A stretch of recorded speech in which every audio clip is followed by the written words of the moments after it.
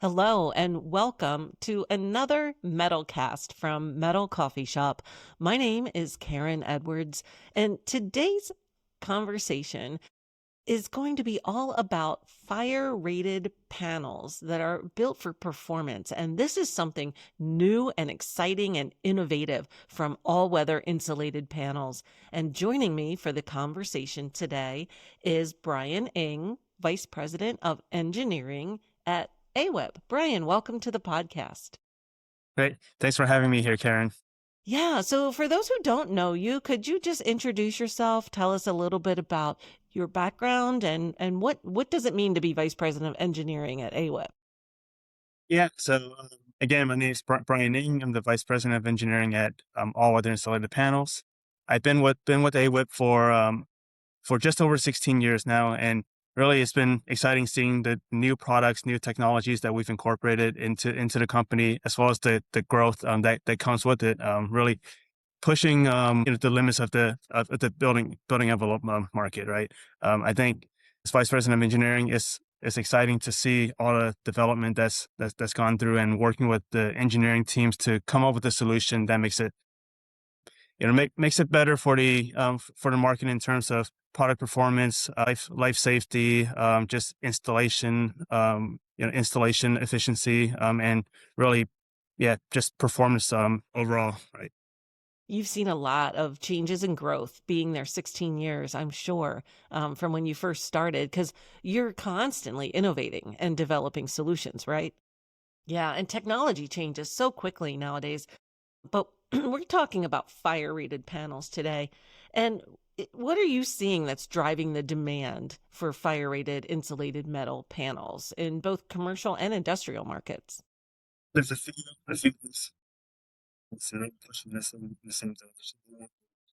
I'd say from the building code standpoint, they're just they're getting stricter and stricter, right? There's more occupancies that require fire rated assemblies now, and really when we're looking at it, there's a growth in buildings such as like cold storage, food processing, large distribution centers and warehouses, and I think insurance companies are really looking at what actually goes into these buildings, and how to protect what's inside. At the same time, there's a large growth in data centers. So the equipment that there's dense electrical loads, there's battery, there's cooling equipment that goes into it, and a lot of that needs protection. That's on the building side. From an insulated metal panel standpoint, we are seeing there's labor shortage on the construction market, and I think contractors need faster ways of building. And with the compressed schedule, there's challenges that remain, right? So contractors want to build faster. Owners want their buildings completed faster so they can occupy it quicker. And I think insulated panels in general, and DM40F plus, that provides the benefits of all of these. Okay, so we're also seeing way more fires, right?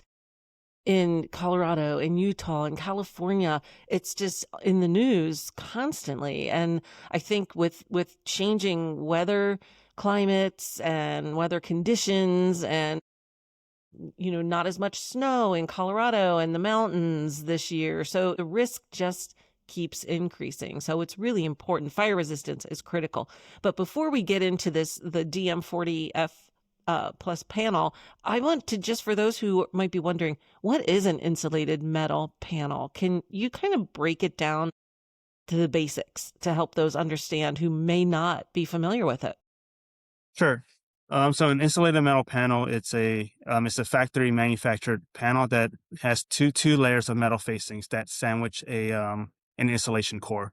So for DM40F plus, I would say we use our InnovaCELL foam technology, which it's in its when it's manufactured, it's in its liquid state that gets poured onto the backside of a steel facing, and is chemically bonded to the steel facings. And as it goes through the production process, the two steel facings sandwiching this foam core becomes a single composite, and it comes out as a single unit. So in a nutshell, think two steel facings on the outside with an insulation core in the center. Okay, or if you want to simplify it, in my brain, I'm seeing like an Oreo cookie or an ice cream sandwich, Yes, right? that's exactly it. Yep, that's a good way to put it. Yeah, and the vanilla part is the insulation and then the sides on either end. Okay, so you mentioned InnovaCELL technology. Can you talk a little bit about what makes that different and what it is and how you achieve that fire resistance? Because we typically don't think of insulation as being fire resistant. Right. Yeah. So I'll say we have a lot of good engineers and an R&D team here that is really looking to make a change. I'll say the InnovaCELL technology. What we've done here is not we haven't been really reacting to either a building code change or phase out of a specific chemical or anything like that. We're looking at how do we make the product better, and we've launched this system from looking at several factors. Right, we wanted to make sure to develop something that has a higher fire performance, higher thermal performance, and also contribute to sustainability and circularity. So our InnovaCell technology there, it is able to meet that fire resistance ratings that are needed for fire resistance products. It has a higher R value than we would say traditional foam systems, and also from a sustainability standpoint, we do have recycled PET that goes into. So think Coke bottles that are recycled back into the formulation. Nice. Yeah. So it's like a win-win-win. It's all those qualities that people want: higher R value, the fire resistance, and the sustainability. Right, right. Okay, so how does the InnovaCell technology address, I guess, what are some challenges contractors face with more traditional fire-rated wall assemblies, and how does the InnovaCell technology address some of those issues? Key message there is that it simplifies construction, right? It's a single unit. So if we think about traditional fire unit assemblies, think concrete tilt up, stud framing with multiple layers of drywall and insulation in between, or an insulated metal panel that has mineral wool systems. All these would require more trades, more coordination, more schedule risk, and going over um, wall a wall installation several times, right? So with the M40F Plus, it's a single unit that gets installed into the wall. Once it's installed, it's done. It's a single panel solution. Fire rating is built right into the assembly. It doesn't have to be built with multiple components, and really it keeps the speed of standard IMP installation. Nice. From a So yeah yeah, I was just gonna say also like from a performance standpoint, the foam is closed cell. So what that means is it resists moisture migration, and it prevents moisture from getting through. And the product itself is the exterior building envelope. There isn't a separate component that needs to go over the top of that.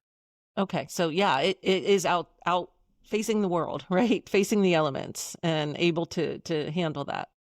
Right. Exactly. And it's offered in different paint finishes, different profiles for insulated metal panels. There's a lot of design flexibility when it comes to that from a architectural standpoint. Yeah, so you can have the metal panel, you can have the fire rating, and you can still have a pretty building. Right. Exactly. Yeah, so architects, I'm sure, love designing with those, and building owners love the way their building looks and appreciate all the benefits that they get from the enhanced insulation. You know, I'm sure when we talked about some of these, data centers and other critical kind of infrastructure, it's really important to have that indoor environment be controlled. Right. Exactly. Yeah. I mean, that's where insulated metal panels, you have to have the benefits. It's a combination of all those things. So what does fire rated mean? That when you say fire rated, how does that earn that rating? What does it have to do? Mhm. Yeah, so there's a test that needs to be run. The primary test is ASTM E119, and what that test evaluates is a temperature rise from the fire side of a wall assembly or a roof assembly, but the f- the the temperature rise from the fire on the inside of a building to the outside of a building. So it can't exceed a certain temperature rise, and that's one criteria. The second criteria is that fire can't penetrate through. So from a building code standpoint, there are different requirements, but it falls back into this ASTM E118 test standard. Yeah, okay. So the panel is designed to support longer lengths as well as vertical installation. So how does that create more flexibility in the field, maybe during the installation and even with the design? We can manufacture panel lengths from anywhere from 8 foot all the way up to 72 feet. And what that really means is speed, efficiency, and design flexibility. So if we're able to provide a single panel that goes up vertically from the base all the way to the roof, that's fewer panels, fewer lifts, and a quicker installation. If a building is really big, longer lengths lead to fewer panel joints that are required to close out the building. And with panel joints, there's always a risk of water getting in there due to additional details that are required. Sure. Yeah, the fewer seams, the better in any kind of construction project, Hmm. whether that's roofing, walls, or whatnot. But you said 72 feet. That's 7 stories. Right. Yep. Exactly. How do you get that panel to the job site? Yeah. There's a lot special freight requirements are definitely needed there. But you know, if we're looking at cold storage facilities, the joints are critical there. From a water, air, vapor intrusion standpoint, the ability to manufacture longer panels, yeah, certainly has its benefits. Wow, yeah, I can imagine, and I imagine that, I mean, you're basically kind of custom making these panels based on the design of the building, right? Right. Yep. Yeah. We don't stock panels. It's going to be made to order, specific to the project requirements when it comes to color, panel thickness, lengths. Turnaround time for that. I'm curious if someone's designing a building and then you're going to manufacture the panels. How long does that usually take? I guess it depends on the size of the building and how long the panels are, right? So many factors. Hmm. Yeah, I would say it depends on the production schedule, schedule there, and also the construction schedule. We'll work closely with the with the contractors on when they need it, and um, fit into to whenever it makes sense for them. So what kind of do contractors need to have any special training or knowledge in order to, be installing these panels, or it's pretty straightforward? I would say it's pretty straightforward. It's a single pass component there. So I would say for DM40F plus, and if anybody's familiar with IMPs specifically already, it's a really similar installation, right? The handling is similar. It's lightweight. The joints are easy to engage, and the installation sequence is laid out for you on shop drawings there. And I would say for DM40F plus, the critical difference is really in the joint, and that's where the joint design matters. Fire, if fire's coming through, that's where the joint would be a critical area. So, what's used with DM40F plus is intumescent sealants. So it's critical that there's consistent installation, and the fire rating depends on an overall system performance. So from a panel standpoint, it's not just the panel performance, but the overall performance of the system there. For those who aren't familiar with insulated metal panels, we do offer an installer program through our IMP Pro authorized installer training. It's a hands-on training that we have at our facilities to really get the feel of insulated panels, how you handle it, how it all comes together, where the clips and fasteners go. On our website, we do have an area to sign up for installer training. On the website as well, we have our Glimpse 3D platform, which is a visual detailing tool that shows how all these parts and components come together in a 3D environment. Yeah, yeah. And so the trainings you said at your facilities, are they spread throughout the country, different locations? Yep, we offer it once a quarter at each of our facilities. So Vacaville, California, Little Rock, Arkansas, and East Stroudsburg, Pennsylvania. Okay. So yeah, very easy to get to no matter what part of the country you're in. Right. Yeah. Okay. So these are you've been there 16 years. Metal in general is growing in popularity as a building product, right? We're seeing more of that. Are you seeing the insulated metal panel market grow as well? We are seeing the insulated metal panel market grow, and I think it's the code, it's the building codes, sustainability, energy efficiency that's really driving in labor shortages as well, right? Like the demand is that we want to be able to simplify the installation, but also provide a high performing product. Yeah, yeah. I mean, the metal is so attractive. It has so many great features. Like as you said, building codes, the increase in wildfires, definitely, the requirements of insurance companies, all these things are playing a role. So if you're not doing this and offering these as a contractor, you definitely want to check out All Weather Insulated Panels website. They've got a directory on Metal Coffee Shop, Roofers Coffee Shop. We have all the events and trainings listed there because this is the future of buildings. Right, Brian? Right. Yep. That's how we see it.